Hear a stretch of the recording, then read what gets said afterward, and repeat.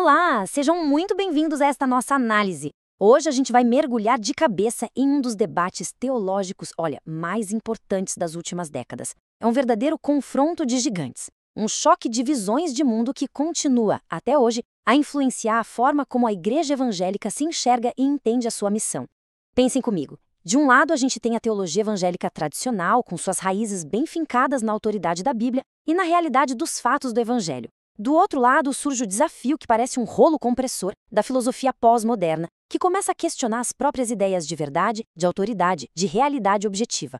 É fundamental que a gente entenda que isso aqui não é só uma briga de intelectuais, sabe? Não é algo que fica preso nos seminários. As consequências disso chegam até o púlpito da nossa igreja, na forma como a gente faz discipulado, em como a gente defende a nossa fé no século XXI. E para navegar nesse mar de ideias, a gente vai focar no embate entre dois pensadores evangélicos de peso. De um lado, Stanley Granz, que propôs um diálogo, uma aproximação com o pós-modernismo, e do outro, seu maior crítico, D.A. Carson, que olhou para essa tentativa e viu um perigo enorme para a integridade da fé. Então, o que a gente vai fazer é dissecar a grande questão que ecoa até hoje. A gente está buscando uma renovação necessária para a nossa teologia, para falar com o nosso tempo? Ou será que a gente está, talvez sem perceber, amansando o evangelho, domesticando ele para caber na mentalidade da nossa época? Vamos juntos investigar as raízes desse debate. Para a gente ter uma noção do tamanho desse debate, é preciso entender o verdadeiro terremoto cultural que deu origem a tudo isso, a passagem do modernismo para o pós-modernismo. O modernismo, que é filho do iluminismo, foi uma era de muito otimismo, de uma confiança quase cega na razão humana como o juiz final da verdade, no método científico como o único caminho para o conhecimento. Acreditava-se que a gente podia descobrir verdades universais, objetivas sobre o mundo. E a teologia evangélica, principalmente aquela mais conservadora do século XX, meio que entrou nesse jogo. Ela tentou mostrar que a fé cristã era racional, defensável com lógica, baseada em fatos. Só que, de repente, o chão começou a tremer.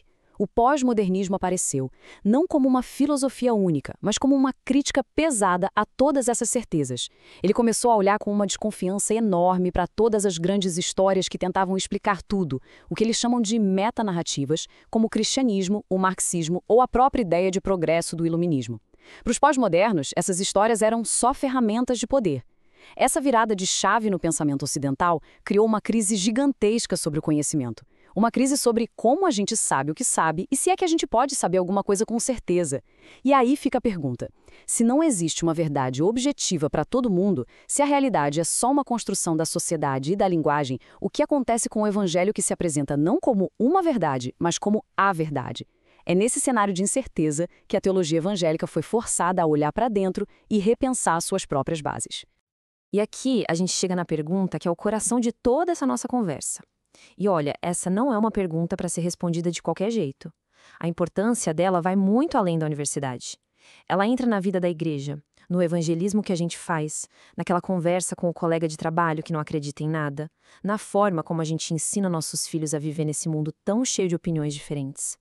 Se a cultura ao nosso redor repete o tempo todo que a sua verdade não é a minha verdade, como é que a igreja pode anunciar com firmeza que Jesus é o caminho, a verdade e a vida?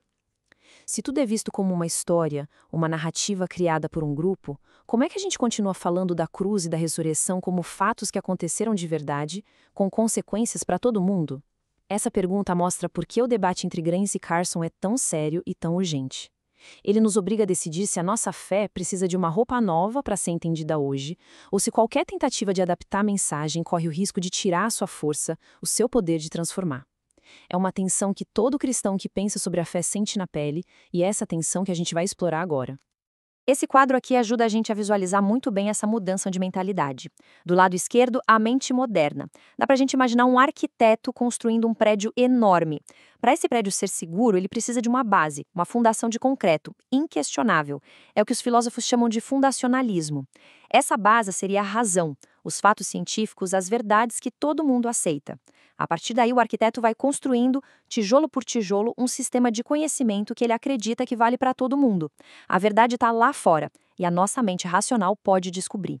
Agora vamos olhar para o lado direito, a mente pós-moderna. Ela não vê mais um arquiteto sozinho. Ela vê um grupo de pessoas contando histórias em volta de uma fogueira. Para essa mente, não existe uma base universal, neutra. A verdade não é algo que a gente descobre, mas algo que a gente constrói, que a gente tece junto com a nossa comunidade, usando a nossa linguagem, as nossas histórias. E essa mente fica com o pé atrás com qualquer um que chegue e diga: a minha história é a única que vale para todo mundo. A realidade para ela não é um mapa para a gente descobrir, mas um texto para a gente interpretar. E cada comunidade tem a sua própria interpretação. Essa mudança do arquiteto para o contador de histórias é a grande virada do pensamento ocidental e é o cenário principal para o debate que a gente está analisando. E aqui estão os nossos dois protagonistas. À esquerda, Stanley Gramsci, um teólogo brilhante que escrevia de um jeito muito fácil de ler, sempre buscando diálogo. O próprio Carson reconhece isso. Gramsci olhou para o crescimento do pós-modernismo e não viu só uma ameaça, mas uma oportunidade. Para ele, a teologia evangélica estava presa demais numa mentalidade moderna que já tinha passado, o tal do fundacionalismo. Ele achava que a tarefa urgente era renovar o centro da teologia, propor um jeito novo de pensar a fé, um jeito que fizesse sentido para as pessoas de hoje, construindo pontes. Já à direita, a gente tem D.A. Carson, um especialista em Novo Testamento de fama mundial, conhecido pelo seu rigor, sua clareza e sua defesa apaixonada da fé histórica. Carson olhou para a mesma ponte que Gramsci estava construindo e viu um caminho perigoso, um caminho que levava à rendição. Ele argumentou que, na boa intenção de tornar o evangelho mais fácil de engolir para o pós-modernismo, Gramsci estava, na verdade, domesticando a mensagem, trocando o poder radical do evangelho por uma versão mais mansa, mais conformada com a cultura. Então, a gente tem de um lado o renovador e do outro o guardião, aquele que quer dialogar e aquele que quer defender as fronteiras. É o choque entre essas duas visões que a gente vai explorar a fundo. Para a gente organizar nossa análise, vamos seguir este roteiro. Já vimos o contexto na seção 1, entendendo a crise do conhecimento que marca nosso tempo. Agora, na seção 2, a gente vai mergulhar na proposta do Stanley Gramsci, olhando em detalhes os 3 pilares da teologia que ele propõe. A partir da seção 3, começa o confronto direto, o embate sobre a natureza da verdade. Na seção 4, a gente vai ver como essa briga afeta a doutrina da Bíblia. Na seção 5, vamos analisar a ideia do Gramsci de colocar a comunidade no centro de tudo e a crítica pesada do Carson a isso. E por fim, na seção 6, a gente junta tudo para responder a nossa pergunta principal. O projeto de Gramsci é uma renovação necessária ou uma domesticação perigosa do Evangelho? Então, vamos em frente dissecar a proposta de Gramsci. Nessa sessão, a gente vai se aprofundar na obra do Stanley Gramsci, principalmente no livro dele chamado Renewing the Center, ou Renovando o Centro. O projeto do Gramsci é bem ambicioso. Ele não quer só fazer uns ajustes pequenos na teologia evangélica, não. A ideia dele é repensar toda a estrutura desde a base. E para isso, ele começa com um diagnóstico. Gramsci diz que o movimento evangélico está numa crise, numa bagunça interna. Para provar isso, ele traça o que ele chama de uma trajetória histórica do movimento, tentando mostrar como algumas decisões do passado levaram o evangelicalismo a um beco sem saída na era pós-moderna. É uma análise histórica que, como a gente vai ver, o D.A. Carson acha bem seletiva, meio que puxando a sardinha para o lado dele. Mas é fundamental a gente entender essa análise para sacar por que o Gramsci achava que uma mudança tão grande era não só boa, mas necessária. Vamos acompanhar os passos dessa trajetória, na visão do Gramsci. O Gramsci organiza a análise histórica dele em 4 etapas. Primeiro, o princípio material, ou seja, o conteúdo da fé. Ele descreve uma linha que começa com a ênfase de Lutero na justificação pela fé, passa pela busca de Calvino pela santificação e chega no que ele chama de piedade da conversão dos grandes avivamentos. Segundo Gramsci, o foco foi mudando, saindo das doutrinas das igrejas e indo para a experiência pessoal de conversão. O segundo passo é o princípio formal, a fonte de autoridade. Aqui, ele diz que a doutrina da Bíblia mudou de um jeito problemático. De um artigo de fé, entre outros, ela foi transformada primeiro pelos protestantes mais acadêmicos e depois, de forma mais dura, pelos fundamentalistas, na base de todo o conhecimento teológico. Em terceiro lugar, o Gramsci descreve a história mais recente do pensamento evangélico, mostrando duplas de teólogos que pensavam diferente, como Carl Henry e Bernard Ham, para mostrar uma tensão que ele via entre um lado mais racional, mais moderno, e outro mais aberto ao diálogo com a cultura. E, finalmente, o quarto passo. Gramsci conclui que essa história toda levou o evangelicalismo para um beco sem saída. A solução? Abandonar de vez essa dependência do pensamento moderno e abraçar um jeito novo de fazer teologia. É a partir desse diagnóstico que ele constrói a sua proposta ousada. O primeiro pilar da proposta do Gramsci é o que ele chama de pós-fundacionalismo. O que isso quer dizer na prática? Quer dizer demolir aquele prédio do arquiteto moderno que a gente falou. Granz argumenta que a teologia evangélica errou ao amarrar o seu destino a essa forma moderna de pensar. Ela tentou provar a fé cristã a partir de uma base que seria neutra, universal, puramente racional.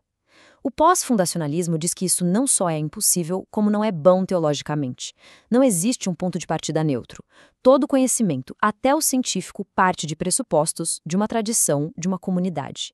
Então, a teologia não precisa pedir desculpas por começar com as suas próprias bases. A história da Bíblia, a experiência de salvação na comunidade cristã, ela tem que parar de tentar jogar o jogo do modernismo e assumir com confiança a sua própria lógica. Resumindo, Granz quer libertar a teologia da obrigação de se justificar para a razão iluminista, que para ele já era. A teologia tem que aprender a andar sem a rede de segurança do racionalismo e ter todo orgulho de ser filha do povo bíblico. Ok, mas se a gente abandona a ideia de que pode conhecer a verdade objetiva agora, como a teologia pode dizer qualquer coisa sobre a realidade sem virar cada um com a sua verdade? É aí que entra o segundo pilar do Grenz, uma ideia que ele pega de um teólogo alemão importante, o Wolfhard Pannenberg, o realismo escatológico. A lógica é a seguinte: o pós-modernismo tem razão quando diz que o nosso conhecimento agora é sempre limitado, incompleto, influenciado pelo nosso ponto de vista. A gente não tem um acesso direto ao mundo como ele é. Porém, como cristãos, a nossa fé está ligada a um futuro definitivo, o eschaton, o fim dos tempos, quando Deus vai estabelecer o seu reino e a verdade vai ser totalmente revelada. Para Grenz, essa realidade futura, o mundo como Deus quer, é a realidade mais real. É mais objetiva do que o nosso mundo de agora que está passando. Então, o trabalho da teologia não é tentar descrever perfeitamente o mundo como ele é, mas construir uma visão de mundo alinhada com essa realidade futura. A verdade, nesse jeito de pensar, não é algo que a gente tem na mão agora, mas algo para qual a gente caminha, uma promessa que molda a nossa vida hoje. E, finalmente, o terceiro e talvez mais radical pilar da proposta de Grenz: a virada comunitária. Se o conhecimento é uma construção social e a verdade é orientada para o futuro, onde é que a teologia acontece? A resposta de Grenz é clara: na comunidade. Ele diz que a teologia não é trabalho de um pensador sozinho na sua sala, mas uma atividade da igreja, uma prática da comunidade de seguidores de Jesus que juntos tentam entender e viver a história da Bíblia. Mas o Grenz vai além. Ele propõe que a própria comunidade, ou como ele gosta de dizer, pessoas em relacionamento, deve se tornar o conceito central, o que organiza toda a teologia sistemática. Todas as outras doutrinas, sobre Cristo, sobre a salvação, sobre Deus, visto como a comunidade da Trindade, devem ser organizadas em torno do tema da comunidade. Para Grenz, isso consertaria uma fraqueza histórica dos evangélicos, uma doutrina da igreja fraca e um individualismo exagerado. Então, resumindo a proposta do Grenz, ele nos convida para uma teologia que é pós-fundacional na sua forma de conhecer, orientada pelo futuro na sua visão da verdade e totalmente centrada na comunidade no seu método. É uma proposta ousada e que mexe em tudo, e é exatamente essa proposta que o J.A. Carson vai criticar sem dó. Agora que a gente entendeu bem a proposta do Grenz, podemos passar para a análise crítica do D.A. Carson. E o Carson começa o ataque dele no ponto mais básico de todos, na fundação de qualquer teologia, a epistemologia, a teoria do conhecimento. Para Carson, se errar aí, todo o resto desmorona. Ele acredita que o Grenz, no seu desejo de conversar com o pós-modernismo, acabou cedendo demais, aceitando ideias que no fundo minam o próprio evangelho. O primeiro campo de batalha e o mais decisivo é a natureza da verdade. Afinal, o que é a verdade e como a gente pode conhecer? As respostas de Grenz e Carson para essa pergunta são totalmente diferentes, e as consequências de cada uma delas são gigantescas. Vamos examinar o centro dessa briga. Essa frase resume bem a posição do Grenz na interpretação do Carson. O Grenz abraça a ideia central do pós-modernismo de que o nosso conhecimento não é um espelho que reflete uma realidade que está lá fora. Na verdade, o conhecimento é uma construção social. Nós, como comunidades, usamos a linguagem não para descrever o mundo, mas para construir mundos de significado onde a gente vive. A comunidade científica constrói um mundo, outras religiões constroem outros, e o cristianismo também. Nesse cenário, o trabalho da teologia muda completamente. Não é mais fazer afirmações que correspondem à realidade objetiva, mas construir e manter o mundo cristão. A teologia vira a atividade de descrever a gramática da fé, de mostrar como o sistema de crenças cristão oferece uma visão de mundo coerente para a comunidade viver. É uma mudança sutil, mas muito profunda, de descrever o que é para construir um jeito de viver. E aqui vem a resposta demolidora do Carson. Ele diz que o Grenz e o pós-modernismo no geral caíram numa armadilha, uma falsa escolha. Eles nos apresentam uma opção injusta. Ou o nosso conhecimento é absoluto, perfeito, divino, ou ele não é conhecimento de verdade. É só uma construção da nossa cabeça, da nossa comunidade.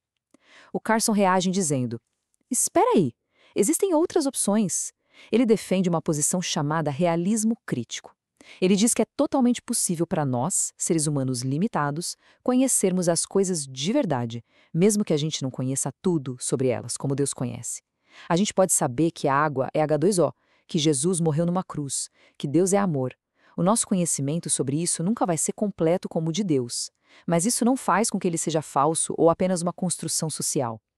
Para Carson, essa falsa escolha é o erro fatal que desvia todo o projeto do Grants.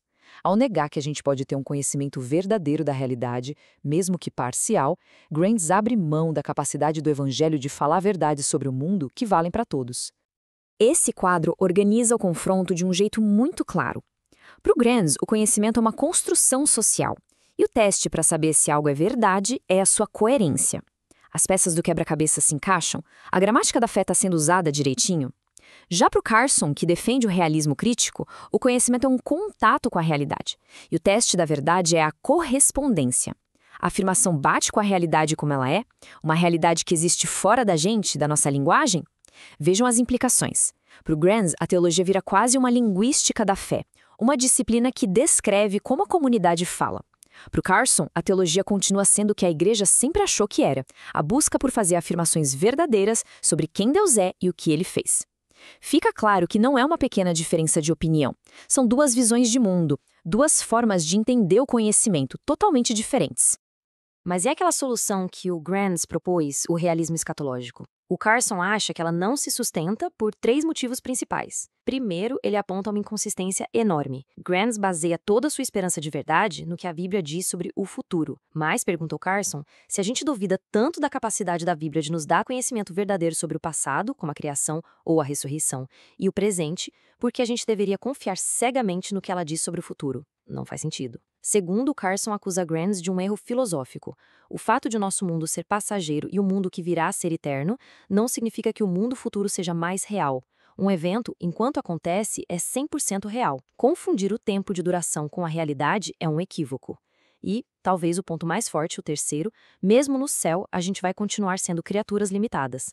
Só Deus sabe tudo. Se ser limitado nos impede de conhecer a verdade agora, como dizem os pós-modernos, então vai nos impedir no futuro também. Ou seja, a solução do Grants não resolve o problema. Para o Carson, a conclusão é clara: abrir mão da busca pela verdade objetiva aqui e agora é o primeiro passo para domesticar o evangelho, transformando-lo de um anúncio poderoso sobre a realidade em apenas mais uma historinha de uma comunidade.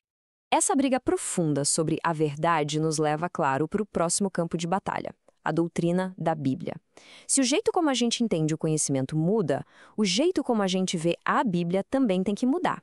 Como é que as diferentes visões de Grants e Carson sobre o conhecimento afetam a autoridade, a função e a interpretação da Bíblia na vida da igreja? Isso aqui não é uma discussão abstrata sobre inspiração, é sobre o que a Bíblia faz. Qual o propósito dela? Ela é um livro de regras para a linguagem da fé, um roteiro para a comunidade, ou ela é uma janela que Deus nos deu para a gente ver a realidade dos seus atos na história? Vamos ver como cada um deles responde essa pergunta.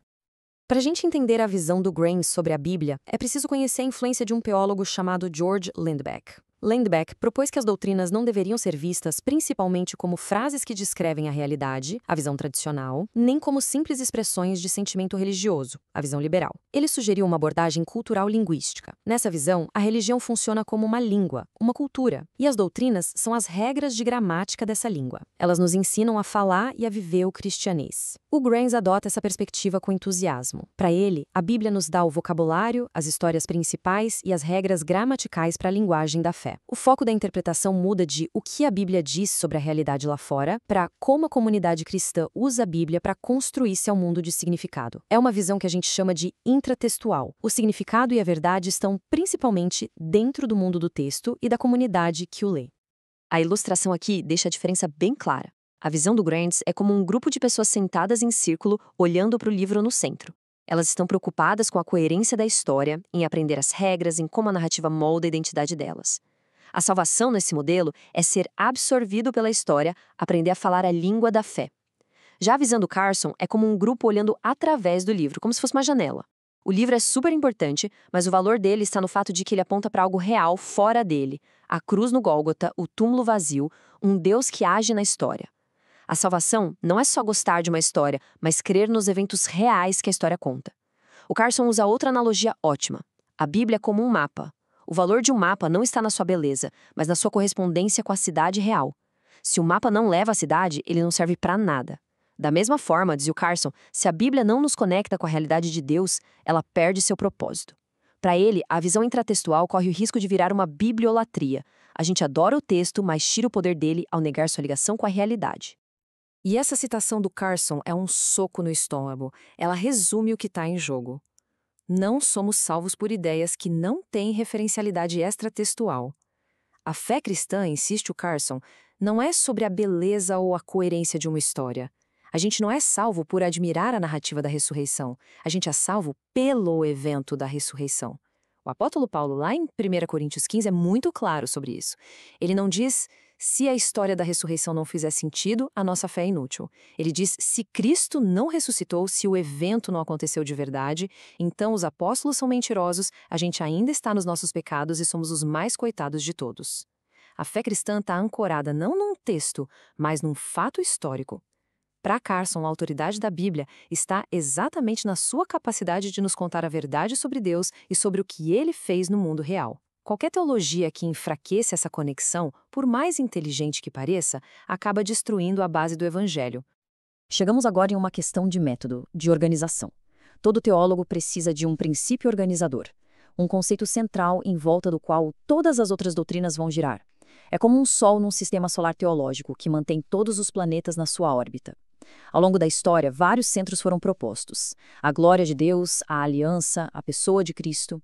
A proposta do Stanley Grantz, mais uma vez, é radicalmente nova. E, na avaliação do D.A. Carson, é aqui que o projeto do Grantz mostra sua maior falha, tirando o centro de gravidade da fé cristã do lugar. A pergunta é, qual deve ser o sol do nosso sistema teológico? A proposta de Grantz é colocar a comunidade no centro do palco. Lembram que ele disse que o evangelicalismo tem uma doutrina da igreja muito fraca? A solução dele é drástica: fazer da comunidade o sol do sistema teológico. A partir daí, todas as outras doutrinas seriam reorganizadas a partir dessa perspectiva. A doutrina de Deus, a Trindade como comunidade, a de Cristo, o fundador da comunidade, a da salvação, entrar na comunidade e por aí vai. É uma tentativa de dar à igreja a centralidade que, segundo ele, sempre faltou no pensamento evangélico. A intenção é boa, claro, fortalecer a igreja. Mas a pergunta que o Carson faz é, a que custo? A analogia do sistema solar ajuda a gente a ver o problema.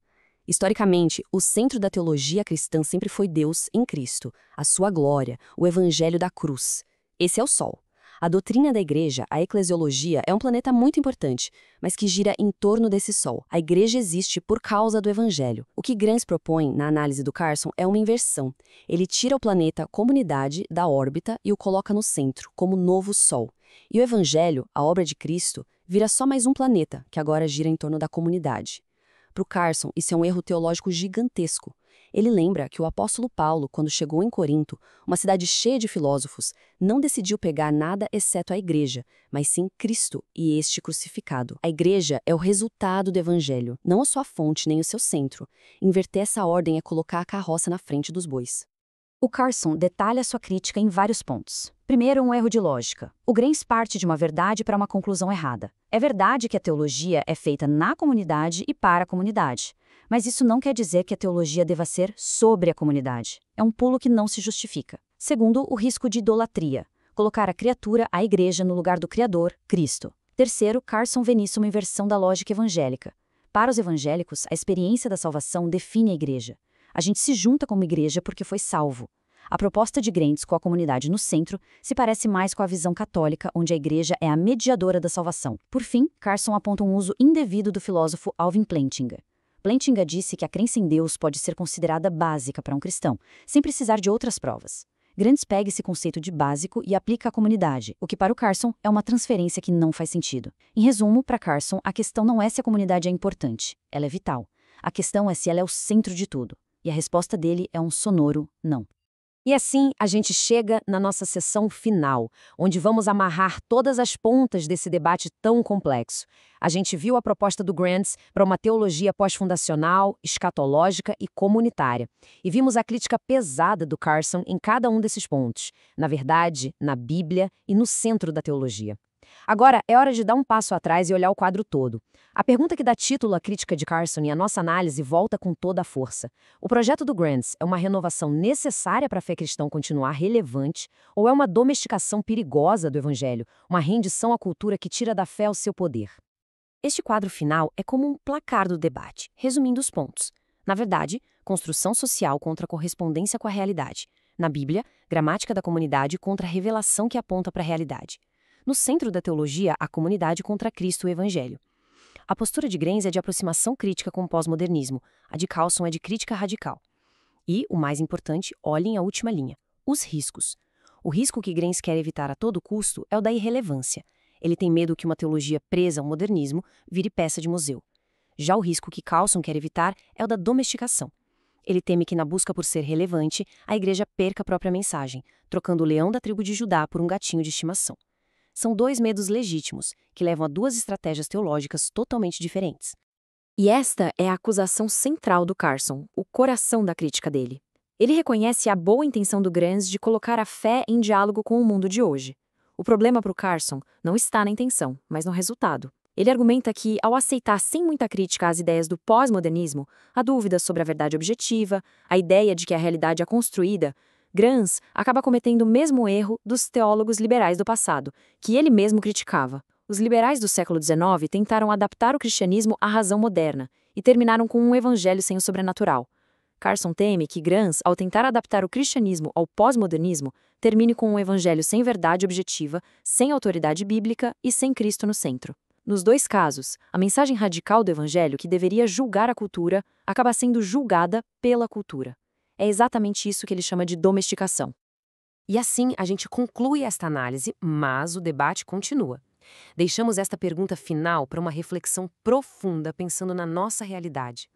Diante desse embate entre a renovação de Grants e a defesa da ortodoxia de Carson, qual é a tarefa mais urgente para a igreja no Brasil hoje? Como a gente pode ser fiel à Bíblia, que se apresenta como a verdade, e ao mesmo tempo comunicar o evangelho de um jeito que faça sentido para a nossa cultura?